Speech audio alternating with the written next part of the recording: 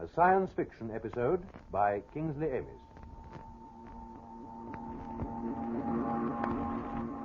The scene is Procyon 3, a distant planet. The time is the future.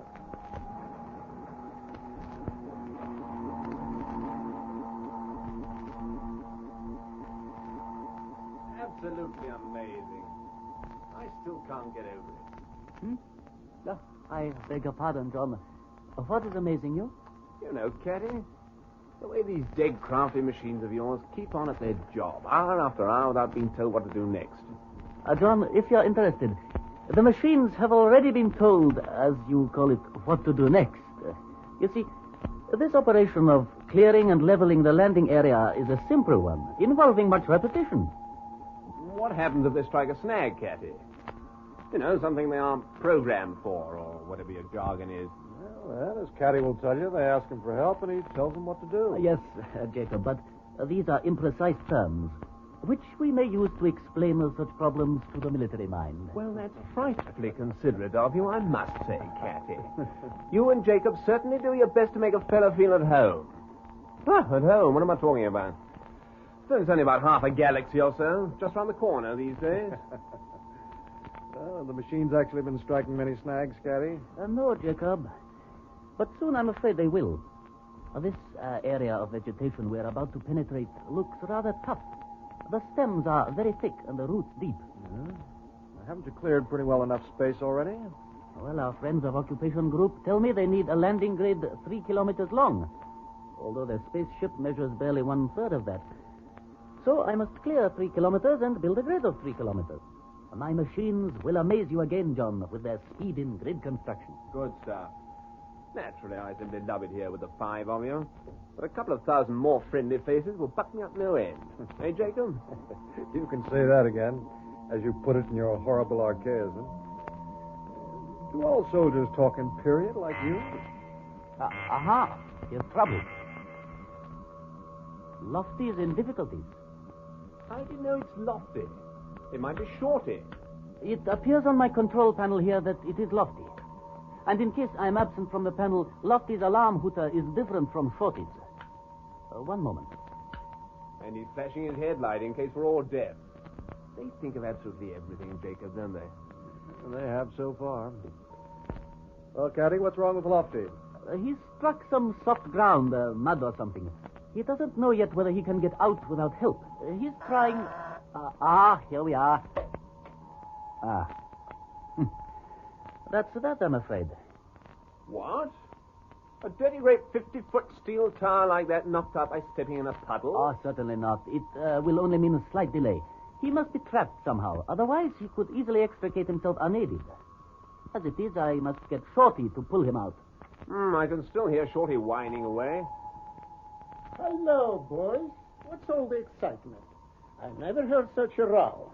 Hello, Martin. You're just in time for the show, Martin. Lofty's put his foot in a rabbit hole, and Shorty's going to help him out. This should be interesting. More interesting than my own occupation this morning, anyway. What about that stuff you found last week, Martin? Oh, that radioactive isotope of strontium that turned up. It was present in such small quantities that unfortunately...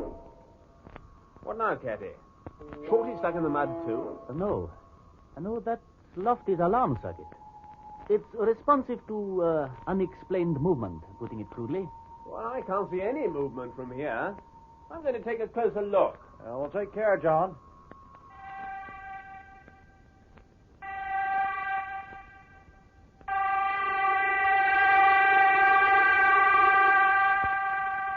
What's that mean? It means Shorty's seen it, too.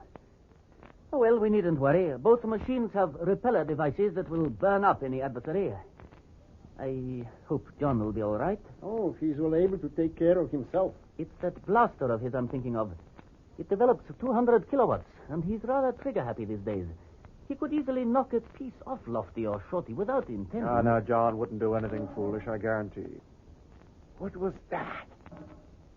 Did you see that? No? What? Where? It's gone now. About 20 yards in front of Lofty. Seemed to be rising out of the ground. What was it? A sort of hump. dark brown in color and glistening. Look! My God. John's got his blaster out. Be careful, John. Careful of the machines. All right, Teddy. Everything's fine. You know, that thing's extremely inaccurate, except at short ranges. And all that metal, I must warn him. Oh, now, don't be a fool, Caddy. Stay here. John, hold it. Wait till I come. Whatever that creature is, he seems quite peaceable. For the moment, but it is getting pretty near Lofty.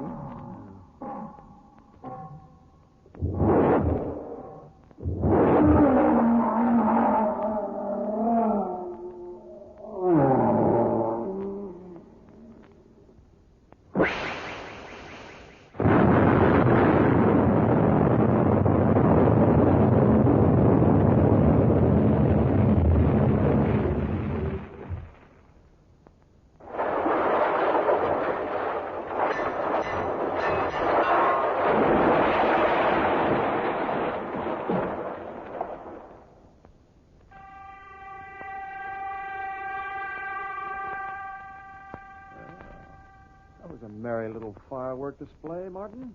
Incredible. Shorty just seemed to mow Lofty down. I can't understand it all. Well, no doubt Caddy can tell us.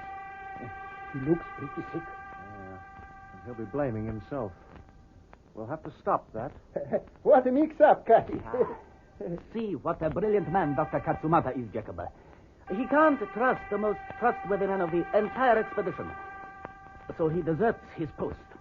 And the machine is lost in consequence. What's Shorty still making a noise for, Cathy? Is there more danger? Shorty is telling us that Lofty's brain is destroyed. Well, he should know. Shut up, you! John didn't have time to shoot. Lofty opened up on the creature. Then Shorty opened up. Unfortunately, the energy bolts from Shorty's repellers had to pass through Lofty to reach the creature. All three were in a straight line, you see. I saw it was going to happen, and I could have prevented it if I had been here at my control panel. But instead, I was busy teaching a soldier his duty. Is Lofty hopelessly damaged? I'm afraid so. Oh, let's go and make sure anyway. Oh, what about that creature? John is taking a look. Thanks a lot, Cathy, and it's very clear. I think we must simply modify Shorty to do some of Lofty's work. Sounds reasonable. Doc, can we have some more coffee? Straight into general practice in Tonopandi as soon as we get back, that's me. All right, coffee for 6, is it? If you don't object to my joining you, that is. No, not at all. Well, with the removal of that unsettling Celtic influence, we can get on. Any more recommendations, Cathy? Yes, John, I think we must start working at night if things don't look up tomorrow. You are going to need an awful lot of lighting planned. Well, not much, I think, Martin. Don't forget Shorty can see in the dark, and I can monitor him from inside the scout tower. Of course, if there is a snag... That's just it. We struck a little snag this afternoon, if you remember. If one of those creatures turns up at night, I personally would rather like an illumination of sorts. I don't know about you. Anyway, let's hear Bill on this. Well, fortunately, much of the creature's body remained uninjured by the bolts from Lofty and Shorty. There was no important damage to the part that seems to serve as a head. Its eyes are degenerate and almost useless, and it must depend for orientation upon its long whip-like tentacles or antennae. In these respects, it resembles the little dormouse creature I've been studying in my laboratory. My tentative conclusions are these. The dead creature, I've nicknamed it a roller because of what its mode of movement seems to be. The roller is a nocturnal animal of poor mobility and vegetarian diet. This specimen was disturbed during its daytime sleep in the hole it had made for that purpose. Its reactions, which witnesses agreed were slow and intermittent, represented bewilderment only, not aggression. Any armament on it, Bill? I found none. Reasonable care should see us through, then. Shame not to work nights, anyway. I know Cathy's been looking for an excuse to keep at it 24 hours a day, or rather, 33 hours, 9 minutes a day. But I never can get used to that. We'll see how things go tomorrow, John, when Shorty gets into the thick of that vegetation area. Well, when can we expect the first attack by hostile creatures? I'll believe in hostile creatures when I see them. And when you do see them, old boy, a good long time before you see them most likely, the old blaster will leap into my hand as it did this afternoon, and the Department of Irenics, which means keeping the peace, I'd have you ignorant scientists know. Irenics will have come into its own. Why do they give a very plain soldier fancy title like that? Not my idea, Bill. It's to please the eggheads at base. Everyone on this trip had to be an expert, so we make everyone sound like a scientist, who must be an expert by definition. By whose definition?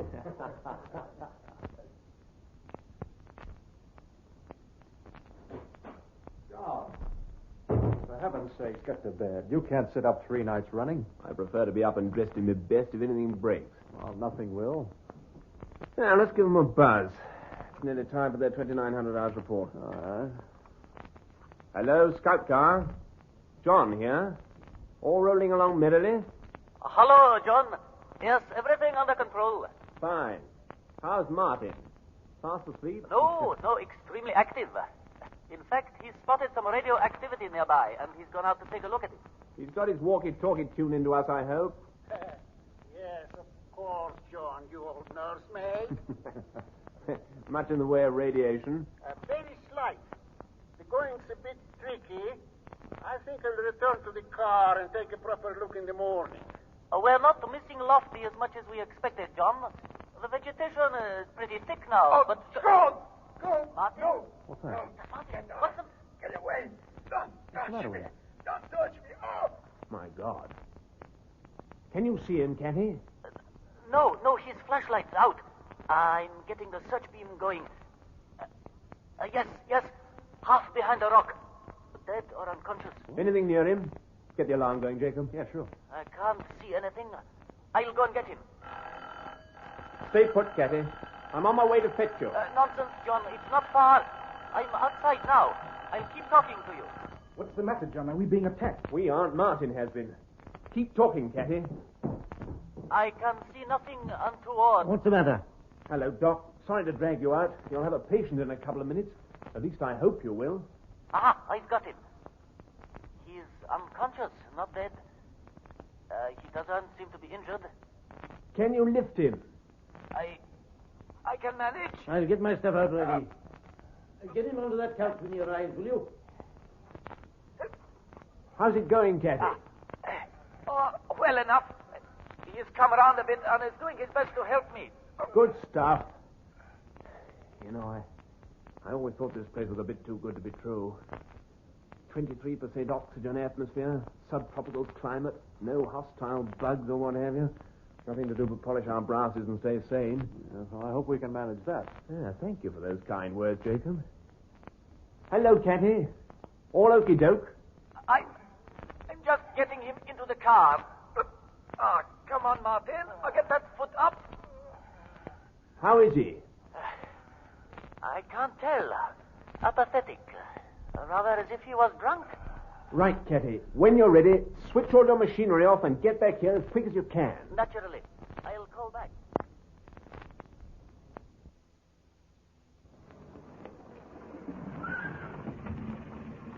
Let's give him a hand, shall we?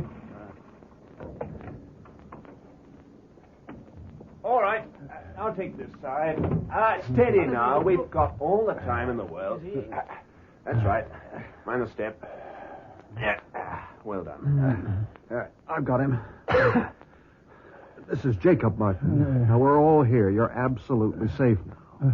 Only a little further. That's right. You're doing splendidly.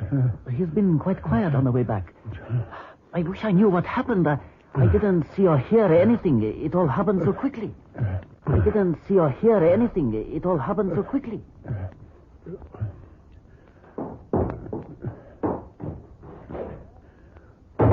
Right, boys. Over here. Hello, Martin. I'm going to give you a shot that'll pull you around in a second. Just a tiny prick. There. Marvelous stuff, this. Heavy cobalt derivative. Now, here he is. I dropped my torch. I slipped and dropped my torch. Yeah, well, we'll pick it up in the morning. He puts his arms around me. Lots of arms. Sticky and hairy And he had a mouth with tongues, lots of tongues, all wet. Yes, but it didn't hurt you, did it? No, it didn't hurt me. Shocked. Degree 1. What do you think? Straight out? Yeah. I'll put him under and start rehabilitation straight away. All right. There's nothing I can do for him in this stage. Here we go, then. Another tiny prick, Martin. Fine. This one will take a few minutes to start working. We can get him to bed while we're waiting. Just a short walk, Martin. Off we go. Well, what do you make of it, Bill? Whatever it was will have left traces. I'll go over him thoroughly as soon as Doc has his treatment apparatus working. Funny. There aren't any immediately visual traces, though. Have some coffee. Thanks. Well, I wonder. Do you know what I'm thinking? The roller? Yes. The roller is too huge not to be easily seen, and it can't move fast. So you said before. You must trust me, John, or at least trust my instruments. Oh, no, don't be absurd, Bill. How's it going, Don? It's quiet now. Should be under in a minute or two. I'll get Jacob to help me set up my rehabilitators. First class. Well, Bill, you'll be able to tell us more when you've given them a going over. Undoubtedly. A skin sample will establish that there are... This one's mine, I think.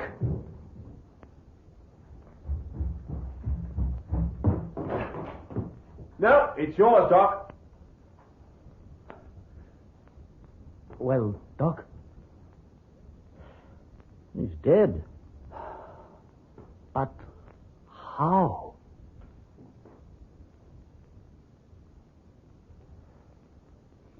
It comes down to this, then. 1. Whatever it is likes the dark and stays away from the light. It attacked first when Martin dropped shut up in the dark. A ventilator grill, which was its only means of entry and exit, presumably. Fantastic. But I'll remind you that we're not on Earth now. 3. It leaves no traces as Bill's established. Now, what sort of creature's that, Doc? No sort of creature. Martin died of fright, beyond doubt. In my view, there's only one answer. He went mad. I know Jacob disagrees with me. Now, all of you, including Martin, had your psycho test 2 days ago. Now, I can't promise a man won't go mad any more than I can promise he won't break his leg. But I can say that there was no sign of it whatever when I probed Martin. There are toxins which can drive a man mad, from poisonous plants and so on. If Martin ate or drank something I hadn't put through my screens, Utterly out of character. No, he wouldn't do that. some kind of gas? A gas that only works in the dark? And you sampled everything in that room, Bill. One suspicious molecule would have been enough. No, we're up against an enemy. Something with intelligence, however rudimentary. I'm rather with you there, Jacob. All right, this is what we do. We avoid reproducing the conditions of the attacks on Martin as follows. From dusk to dawn, we all stay in the family parlor, toasting ourselves in the cheerful glow of the nuclear stove, with 2 chaps on watch all the time and all the lights burning inside and out. And we'll encourage one another to think like mad. Any more points? Okay. There's a day's work to be got through somehow or other. Everybody meet here at 2000 hours. Don't be late. Right. Oh, what are you on today, Bill? More experiments. Like to have a look? Yeah, sure. In here. Oh. You look impressed, Jacob. Yes, I am. What's it all in aid of? I'm going to try my Dormouse friend with the infrared neuroscanner. He's still a bit of a mystery to me. Well, his appearance looks harmless enough. Oh, yes. He's vegetarian, like all the nocturnals we've found so far. Typical of them. Interesting head, isn't it? Yeah. The eyes here are quite degenerated. Mm-hmm. He depends on these feelers for orientation. They're extremely delicate. But, how do you catch him? He seems pretty agile. Amazing luck. I was up in that vegetation area a few nights ago and nearly trod on him. I thought he was dead at first. He was so emaciated. Simple starvation, apparently, and yet he was surrounded by his natural diet. Pursued there, perhaps. Huh? Oh, yeah. Hey, Bill, You don't feel that Martin really was attacked, do you? If so, it was by a creature of an unbelievable biology, unparalleled by anything I've discovered here. So far. Agreed. A creature of most unusual biology, then. Any theories at all? I wish I could help you, but there's so little evidence. I'm sorry, Jacob. Okay, Bill. Well, I'll leave you to it. I think the answer must lie in the state of Martin's mind. Yeah, it's quite likely. Well, I'm off to the great outdoors to do some hard thinking. We'll talk it over tonight, Bill. See you, Jacob.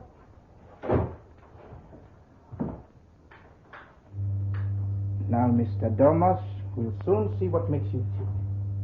Pity you only tick properly in the dark, but we have a way around that. Blackout? In position. Good. Now, when the infrared looks at you, you won't know it, will you? And if you do know it, we have learned something. Now, the lights will go off in a moment, but only for 1 second at a time. Long enough for the infrared to do its work, but not long enough for anything else to happen. Anything nasty. I've thought of that, don't worry. See, I press this switch and the light goes out. And 1 second later, I press it again and the light comes on. I keep it in my hand all the time. Now, you ready, Mr. Infrared? Splendid. Now, what's this? What's happened to the... Where is it? Where is it? What happened to it? Get off! Get away!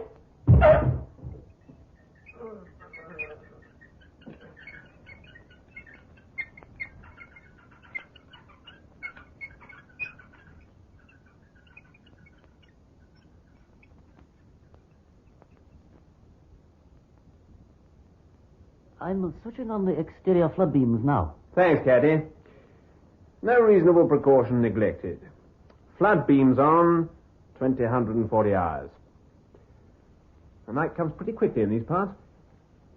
Well, any ideas? Not one.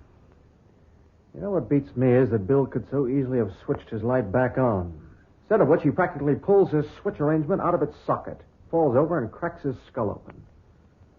Him, of all people, to lose his head. Well done, Doc. Have a chair. And that's how the thing got in and out. That's easy. There never was anything. Listen, Doc, let's try to solve this contradiction. Something that can't have been there but was there. Illusions of some kind. Yes. But something causes delusions. People don't see things that aren't there unless they're mentally disturbed or under drugs. We know at any rate that Martin didn't see anything. In fact, if he had been able to see, he wouldn't have been attacked. Now, this planet's full of creatures that can't see. There must be some connection. Now, look. Bill was telling me something this morning about that dormouse thing of his, but I wasn't listening properly. Now, let's just assume that dormouse and Martin and Bill were attacked by the same enemy. Now, what the hell have we got in common with that dormouse? In habit or in physiology? It's a wild suggestion, Jacob. It's the only one we've got. Now, why do organisms attack other organisms? For food, or in order to be able to breed, or for fun. You've left out one, Doc. Self-defense. That's the one. That's it. Are you serious? Can you hear something? Let's look. My God, it's another of those roller things. John, the reactors are in that end shed. So they are indeed. Well, we can't have anything happening to them, can we? I'll have to take a blaster to that lair, I'm afraid. Show me a minute. Don't get up to any mischief. Oh, can I come too? Well, yes, Jacob.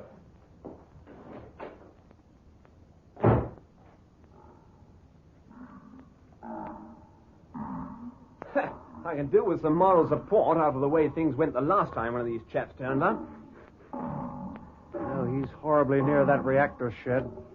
I hope you've got your torch in case he puts the lights out. Everything's in the car, don't you worry. Let's have a spin at the double.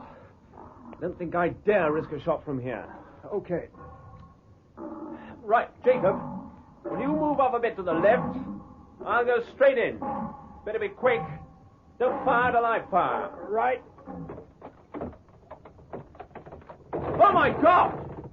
The shed! I'm firing now!